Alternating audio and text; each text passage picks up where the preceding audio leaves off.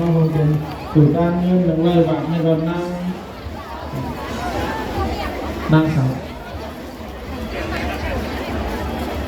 นางสางงามเขาขอดังหอดังเงินในหอเป็นสูตรด้านเงิน100 บาทในก่อนทรายทุนเขาขอดังหอดังเงินในว่าผมเป็นต่อต่างงานเงิน100 บาทไปหัวตั้งเข้ากันเนอมามีหัวตั้งเข้าละขอดังหอดังเงินในว่าผมเป็นต่อด้านหน้าไปหัวตั้งเข้ากัน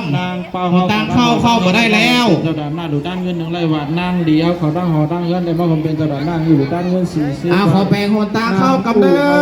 หอดังเงินในก็เลยว่าผมเป็นต่อด้านหน้าเงิน100 บาทมาเข้ามาได้มาเข้ามาได้มาเข้ามาได้ไปหัวตั้งกันเนอเงิน100 บาทเดี๋ยวมาดีดหัวเนอใครมานะอาสดาญาโยมเฮาขยับแป่งหัวตั้งกันขอเมตตาขยับแป่งหัวตั้งกันนะครับตอนนี้ขบวนเข้ามาได้นางแก้วตอนนี้ขบวนเข้ามาได้เจ้าด้านหน้าเงิน100 บาทนางเอาขอดังหอดังเงินในว่าผมเป็นเจ้าด้านหน้าหรือด้านเงิน100 บาท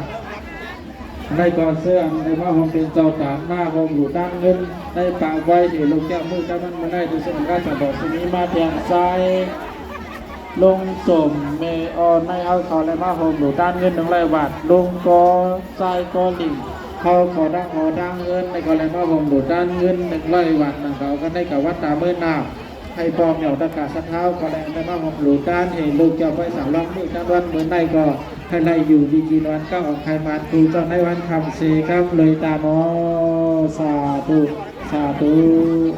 ศรัทธาเขาถอย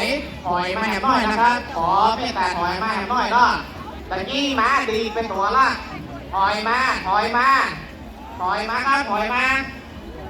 มันเข้า